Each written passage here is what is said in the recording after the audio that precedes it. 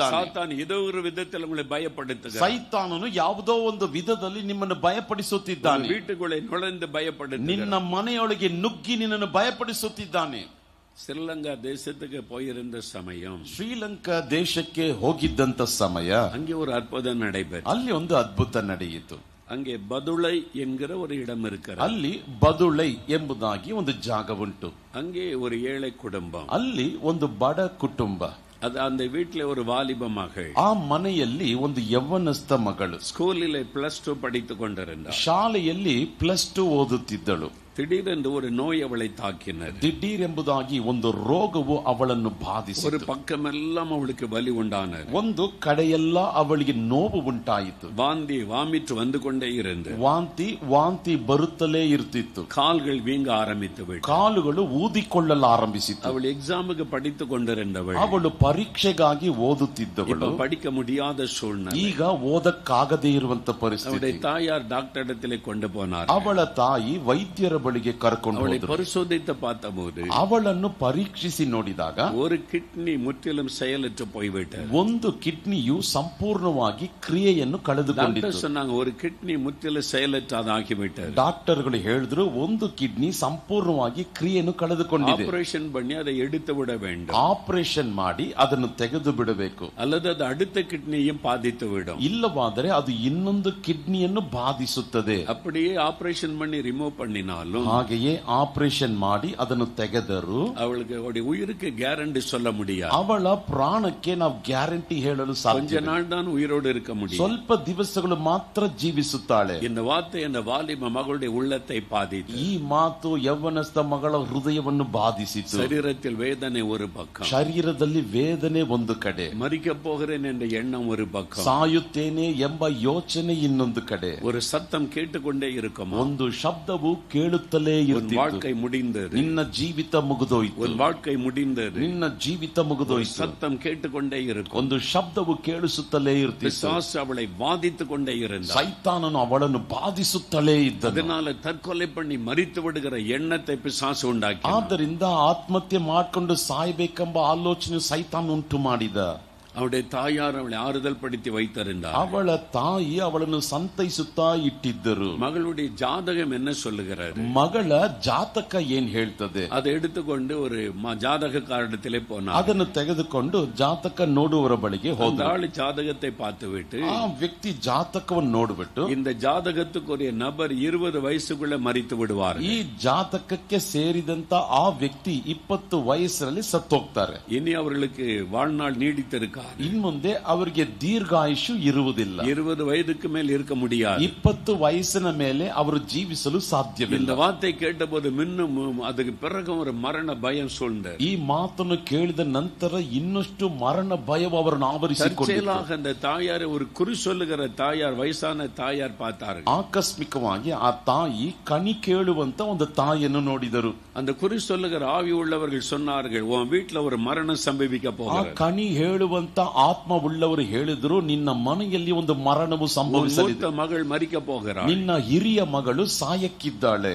யாரோ ஒரு தாய், ಯಾರೋ ಒಂದು ತಾಯಿ, அவங்களுக்குள்ள ஒரு குறி சொல்லுகிற ஆவி ಅವರ ಒಳಗೆ ಕಣಿ ಹೇಳುವಂತ ಒಂದು அப்படியே ಆತ್ಮ, மரணத்தை சொல்லுகிறார். ಅದು ಹಾಗೆ ಮರಣವನ್ನು ಹೇಳುತ್ತದೆ. அவ்வளவுதான். இதெல்லாம் கேட்ட பிறகு ಅಷ್ಟೇ. ಇದನ್ನೆಲ್ಲ ಕೇಳಿದ ತಕ್ಷಣ மருத்துவர்களும் மரித்து விடுவார் என்று சொல்லுகிறார். ವೈದ್ಯರು ಸಾಹಿತ್ಯ ಎಂಬುದಾಗಿ ಹೇಳ್ಬಿಟ್ಟು, ஜாதகமும் மரித்து விடுவாய் என்று சொல்லுகிறார். ಜಾತಕವು ನೀನ್ ಸಾಹಿತ್ಯ ಎಂಬುದಾಗಿ குறி ಹೇಳಿದೆ. சொல்லுகிற ஆவியை நீ மரித்து விடுவாய் என்று ಕಣಿ சொல்லுகிறார். ಹೇಳುವಂತ ಆತ್ಮವು ನೀನ್ ಸಾಹಿತ್ಯ ಎಂಬುದಾಗಿ ಹೇಳ್ತಿದೆ. இவளை தீர்மானம் பண்ணிவிட்டார். ಅವರೇ ತೀರ್ಮಾನ ಮಾಡಿಬಿಟ್ಟು, ஜூலை மாதம் 7ஆம் தேதி நான் தற்கொலை பண்ணி சாக வேண்டும். ಜೂಲೈ ತಿಂಗಳು 7ನೇ ತಾರೀಕು ನಾನು ಆತ್ಮಹತ್ಯೆ ಮಾಡ್ಕೊಂಡು ಸಾಯ್ತೇನೆ. உள்ளத்திலே தீர்மானித்துக் கொண்டார். ಅವಳು ಹೃದಯದಲ್ಲಿ ತೀರ್ಮಾನ ಮಾಡಿಕೊಂಡಳು. தாயார், நான் சொத்தை விற்றாவது நான் மருத்துவம் செய்கிறேன். ನನ್ನ ತಾಯಿ, ಅವರು ಸೊತ್ತನ್ನು ಮಾರಿಯಾದ್ರೂ ನಾನು ಚಿಕಿತ್ಸೆ ಮಾಡ್ತೇನೆ. மகளை ஆறுதல் படுத்தி பார்த்தார். ಮಗಳನ್ನು ಸಂತೈಸಿಸಿ ನೋಡಿದರು. தாய்க்கே சொல்லவில்லை. ಅವಳು ತಾಯಿಗೆ ಹೇಳಲಿಲ್ಲ, நான் மரிப்பது நிச்சயம். ನಾನು ಸಾಯುವುದು ನಿಶ್ಚಯ. அந்த எண்ணத்தோடு இருந்தார். ಆ ಯೋಚನೆಯಿಂದ ಇದ್ದಳು. அந்த சமயம் நாம் அந்த பட்டணத்திற்கு ஜெபம் பண்ண ஒரு உபவாச ஜெபத்துக்கு போயிருந்தோம். ಆ ಸಮಯ ಆ ಪಟ್ಟಣಕ್ಕೆ ನಾನೊಂದು ಉಪವಾಸ ಪ್ರಾರ್ಥನೆಗಾಗಿ ನಾನು ಹೋಗಿದ್ದೆ. அது ஒரு ஹாலிலே நடைபெற்றது. ಅದೊಂದು ಹಾಲ್ ಅಲ್ಲಿ ನಡೆಯಲಾಯಿತು. ஹால் நிரம்ப மக்கள் வந்து தேசத்துக்காக ஜெபித்துக் கொண்டிருந்தார். ಹಾಲು ತುಂಬಲ್ಪಡುವಷ್ಟು ಜನರು ಬಂದು ದೇಶಕ್ಕಾಗಿ ಪ್ರಾರ್ಥಿಸುತ್ತಿದ್ದರು. அந்த தாயார் இதை கேள்விப்பட்ட மகளை அழைத்துக் கொண்டு வந்தார். ಆ ತಾಯಿ ಇದರ ಬಗ್ಗೆ ಕೇಳಲ್ಪಟ್ಟು ಆ ಮಗಳನ್ನು ಕರಕೊಂಡು ಬಂದರು. அவங்க சொன்னாங்க இவங்க நாட்டுக்காக ஜெபிக்கிறாங்க, ಅವರು ಹೇಳಿದ್ರು ದೇಶಕ್ಕಾಗಿ ಪ್ರಾರ್ಥಿಸ್ತಾರೆ, எனக்காக யார் ஜெபம் பண்ணுவாங்க, ನನಗೋಸ್ಕರ ಯಾರು ಪ್ರಾರ್ಥಿಸ್ತಾರೆ, வாங்க போய் விடலாம் என்று. ಬನ್ನಿ ಹೊರಟೋಗೋಣ ಎಂಬುದಾಗಿ. அவங்க கிறிஸ்தவர் ಅல்லாதவர்கள், ಅವರು ಕ್ರೈಸ್ತರಲ್ಲದವರು. என்ன நடக்கிறது என்று அதான் முதல் முறை பார்க்கிறார். ಇಲ್ಲಿ ಏನ್ ನಡೀತಿದೆ ಎಂಬುದಾಗಿ ಮೊದಲ ಬಾರಿಗೆ ಅದನ್ನು ನೋಡಿದ ஆவியானவர் இறங்கினார். ದಿಢೀರಂತ ದೇವರಾತ್ಮನು ಇಳಿದ. இந்த மாதிரி தற்கொலை எண்ணத்தோடு வந்திருக்கிற வாலிபமாக, ಈ ರೀತಿಯಾಗಿ ಆತ್ಮಹತ್ಯೆ ಆಲೋಚನೆಯಿಂದ ಬಂದಿರತಕ್ಕಂತ ಯೌವನಸ್ಥ ಮಗಳೇ, நீ முன்னுக்கு வா, இயேசு விடுதலை கொடுப்பார். ನೀನ್ ಮುಂದೆ ಬಾ, ಯೇಸು ನಿನಗೆ ಬಿಡುಗಡೆಯನ್ನು ಕೊಡುತ್ತಾನೆ. தன்னை கூட இயேசு பார்க்கிறாரா?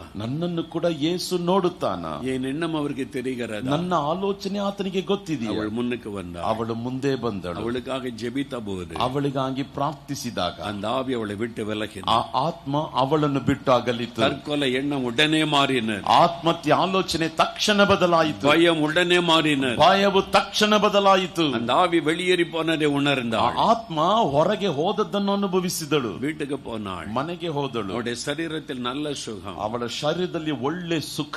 தாயினிடத்திலே சொன்னாள், ತಾಯಿಯ ಬಳಿಯಲ್ಲಿ ಅಂದಳು, நல்ல சுகமாகி விட்டேன், ನಾನು ಒಳ್ಳೆ ಸುಖವಾಗಿದ್ದೇನೆ, இயேசு என்னை குணமாக்கி விட்டார். ಯೇಸು ನನ್ನನ್ನು ಗುಣಪಡಿಸಿದ್ದಾನೆ. இல்ல டாக்டர்ட்ட போய் செக் பண்ணுவோம். ಇಲ್ಲ ಡಾಕ್ಟರ್ ಬಳಿ ಹೋಗಿ ಚೆಕ್ ಮಾಡೋಣ. டாக்டர்ட்ட போனார்கள். ಡಾಕ್ಟರ್ ಬಳಿಯಲ್ಲಿ ಹೋದರು. அவர் பரிசோதித்து விட்டு ಅವರು ಪರೀಕ್ಷಿಸಿ ನೋಡಿ அவர் குழப்பமே அடைந்து விட்டார். ಅವರಿಗೆ ಗಲಿಬಿಲಿಯೇ ಉಂಟಾಯಿತು. என்ன ஆயிட்டு? ಏನಾಯ್ತು? 2 சிறுநீரகமும் சரியாய் செயல்படுகிறது. 2 ಕಿಡ್ನಿಗಳು ಸರಿಯಾಗಿ ಕ್ರಿಯೆ ಮಾಡುತ್ತಾ ಇದೆ. மரித்து போன சிறுநீரகம் செயல்படுகிறது. ಸತ್ತೋಗದಂತ ಕಿಡ್ನಿಗಳು ಸರಿಯಾಗಿ ಕೆಲಸ ಮಾಡುತ್ತಿವೆ. மகளுக்கு இப்பொழுது ஒரு வியாதியும் இல்லை. ಈ ಮಗಳಿಗೆ ಈಗ ಒಂದು ವ್ಯಾಧಿಯೂ ಇಲ್ಲ. ஆச்சரியம், ಇವಳಿಗೆ ಆಶ್ಚರ್ಯ. இயேசுடைய வல்லமை தொட்டு அற்புதமான சுகம். ಯೇಸುವಿನ ಶಕ್ತಿ ಮುಟ್ಟಿ ಅದ್ಭುತವಾದಂತ ಸುಖ. இன்றைக்கு அந்த மகள் இயேசுக்கு ஊழியம் செய்து கொண்டிருக்கிறார். ಇಂದು ಆ ಮಗಳು ಯೇಸುವಿಗಾಗಿ ಸೇವೆ ಮಾಡುತ್ತಿದ್ದಾಳೆ. தற்கொலை பண்ணி சாக போன மகளுக்கு புது வாழ்க்கை ಆಂಡவர் ಕೊಡ್ತಾನೆ. ಆತ್ಮಹತ್ಯೆ ಮಾಡಿಕೊಂಡು ಸಾಯಬೇಕಿದ್ದಂತ ಮಗಳಿಗೆ ದೇವರು ನೂತನ ಜೀವಿತವನ್ನು ಅವಳೆ ಕೊಟ್ಟ. ಕೊಲ್ಲ ನೆನೆತ ಆವಿயின் ಕಟ್ಟಲಿಂದ ಆಂಡವರು ಬಿಡುದಲೆ ಆಕಿನ. ಅವಳನ್ನು ಸಾಯಿಸಲು ನೆನೆಸಿದಂತ ಆತ್ಮದ ಬಂಧನಗಳಿಂದ ದೇವರು ಬಿಡುಗಡೆ ಕೊಟ್ಟ. ಯೇಸು இங்கே பிரசன்னமாய் இருக்கிறார். ಅದೇ ಯೇಸು ಇಲ್ಲಿ ಪ್ರಸನ್ನನಾಗಿದ್ದಾನೆ. நீ ஏன் தற்கொலை பண்ண வேண்டும் என்று எண்ணுகிறாய்? ನೀನ್ ಯಾಕೆ ಆತ್ಮಹತ್ಯೆ ಮಾಡ್ಕೋಬೇಕೆಂಬುದಾಗಿ ಯೋಚಿಸಿದ್ದಿ? ಎಲ್ಲ ಮುಡಿந்தது அவ்வளவுதான் என்று நீ எண்ணுகிறாய். ಎಲ್ಲಾ ಮುಗಿಯಿತು ಅಷ್ಟೇ ಎಂಬುದಾಗಿ ನೀನ್ ಯೋಚನೆ ಮಾಡ್ತಿದ್ದಿ. உன் பிரச்சனைக்கு தீர்வு தற்கொலை அல்ல. ನಿನ್ನ ಸಮಸ್ಯೆಗೆ ಪರಿಹಾರ ಆತ್ಮಹತ್ಯೆ ಅಲ್ಲ. சகலத்தை மாற்றி அமைக்கிற வல்லமை உள்ளவர் ஆண்டவர் இயேசுவனோடு பேசுகிறார். ಸಕಲವನ್ನು ಬದಲಾಯಿಸಲು ಶಕ್ತನಾಗಿರುವಂತ ಯೇಸು ನಿನ್ನೊಟ್ಟಿಗೆ ಮಾತಾಡುತ್ತಿದ್ದಾನೆ. ಹೃದಯ ಕಲಂಗಾಮಲಂ ಭಯಪಡಾಮಲಂ இருப்பதாக. ನಿನ್ನ ಹೃದಯವು ಕಳವಳಗೊಳ್ಳದೆ ಇರಲಿ, ಹೆದರದೆ ಇರಲಿ. ನಾನು ಸಕಲத்தையும் புதிதாக்குகிறேன். ಇಗೋ ನಾನು ಸಕಲವನ್ನು ಹೊಸದಾಗಿ ಮಾಡುವೆ. பயப்படுகிறபடி ஒன்று ಸಂಭವಿಸುವುದಿಲ್ಲ. ನೀನು ಭಯಪಡುವ ಹಾಗೆ ಒಂದು ಸಂಭವಿಸುವುದಿಲ್ಲ. ஆண்டவர் சகலத்தை நன்மையாய் மாற்ற போகிறார். ದೇವರು ಸಕಲವನ್ನು ಒಳ್ಳೆಯದಕ್ಕಾಗಿ ಬದಲಾಯಿಸುವ. ಅದಕ್ಕೆ தான் அவர் ಸಿಲುಬೆಗೆ போனார். ಅದಕ್ಕಾಗಿ ಆತನು ಶಿಲುಬೆಗೆ ಹೋದ. நம்முடைய பாவங்கள் சாபங்களை சுமந்தார். ನಮ್ಮ ಪಾಪಗಳು ಶಾಪಗಳನ್ನು ಹೊತ್ತುಕೊಂಡ. சிலுவையிலே மரித்து உயிர்த்தெழுந்த பொழுது ಶಿಲುಬೆಯಲ್ಲಿ ಸತ್ತು ಪುನರುತ್ಥಾನ ಹೊಂದಿದಾಗ சாத்தானுடைய வல்லமை அவர் உரிந்து கொண்டார். ಸೈತಾನನ ಬಲವನ್ನು ಆತನು ತೆಗೆದು ಹಾಕಿದ. அவர் சிலுவையிலே சாத்தானின் மீது வெற்றி சிறந்தார். ಆತನು ಶಿಲುಬೆಯಲ್ಲಿ ಸೈತಾನನ ಮೇಲೆ ಜಯವನ್ನು ಹೊಂದಿದ. ஆகவே தான் இயேசுவின் நாமத்தை சொல்லும் பொழுது பிசாசு பயப்படுகிறார். ಆದ್ದರಿಂದಲೇ ಯೇಸುವಿನ ನಾಮವನ್ನು ಹೇಳುವಾಗ ಸೈತಾನನು ಹೆದರುತ್ತಾನೆ. அந்த இயேசு உங்களுக்காக இங்கே ಆ வந்திருக்கிறார். ಯೇಸು ನಿಮಗೋಸ್ಕರ ಇಲ್ಲಿ ಬಂದಿದ್ದಾನೆ. இப்பொழுது உங்களுக்கு விடுதலை கொடுக்க போகிறார். ಈಗ ನಿಮಗೆ ಬಿಡುಗಡೆಯನ್ನು ಕೊಡಲಿದ್ದಾನೆ. இப்பொழுது சாத்தானுடைய கட்டுகள் அறுக்கப்பட போகிறது. ಈಗ ಸೈತಾನನ ಕಟ್ಟುಗಳು ಬಿಚ್ಚಲ್ಪಡಲಿದೆ. பயங்கள் விலக போகிறது. ಭಯಗಳು ಅಗಲಿ ಹೋಗಲಿದೆ. சூழ்நிலைகள் மாற போகிறது. ಪರಿಸ್ಥಿತಿಗಳು ಬದಲಾಗಲಿದೆ. இந்த முதல் புதிய ஆரம்பத்தை உண்டாக்க போகிறார். ಇಂದಿನಿಂದ ನೂತನ ಪ್ರಾರಂಭವನ್ನು ಉಂಟು ಮಾಡಲಿದ್ದಾನೆ. இடிந்து கிடக்கிறவனுடைய வாழ்க்கை கட்டப்பட போகிறது. ಮುರಿದು ಹೋಗಿರುವಂತ ನನ್ನ ಜೀವಿತವು ಕಟ್ಟಲ್ಪಡಲಿದೆ. உங்களுடைய தேவைகள் சந்திக்கப்பட போகிறது. ನಿಮ್ಮ ಅಗತ್ಯಗಳು ಸಂಧಿಸಲ್ಪಡಲಿದೆ. அதற்காக ஜெபிக்க போகிறோம். ಅದಕ್ಕಾಗಿ ಪ್ರಾರ್ಥನೆ ಮಾಡಲಿದ್ದೇವೆ. யாவரும் ஜெபிக்கும்படி எழுந்து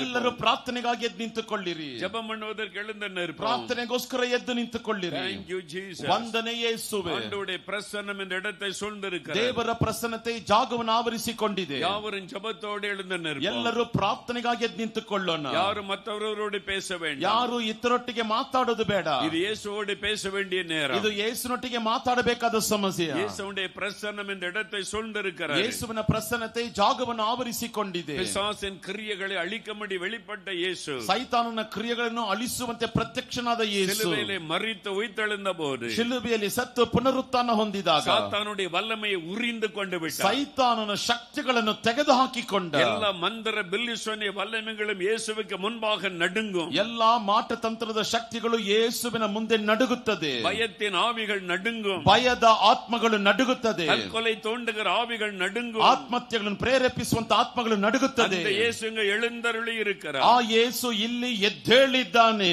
உங்களுக்காகத்தான் அவர் சிலுவையிலே தன்னை பலியாய் கொடுத்தார். ನಿಮಗಾಗಿ ಆತನು ಶಿಲುಬೆಯಲ್ಲಿ ತನ್ನನ್ನು ಬಲಿಯಾಗಿ ಕೊಟ್ಟ. அவர் சிலுவையிலே சிந்தின ரத்தத்தின் மூலம் ஜெயம் எடுத்தார். ಆತನು ಶಿಲುಬೆಯಲ್ಲಿ ಸುರಿಸಿದಂತ ರಕ್ತದ ಮೂಲಕ ಜಯವನ್ನು ತೆಗೆದ. அந்த இயேசுவின் ரத்தத்திற்கு முன்பாக பிசாசின் நடுங்க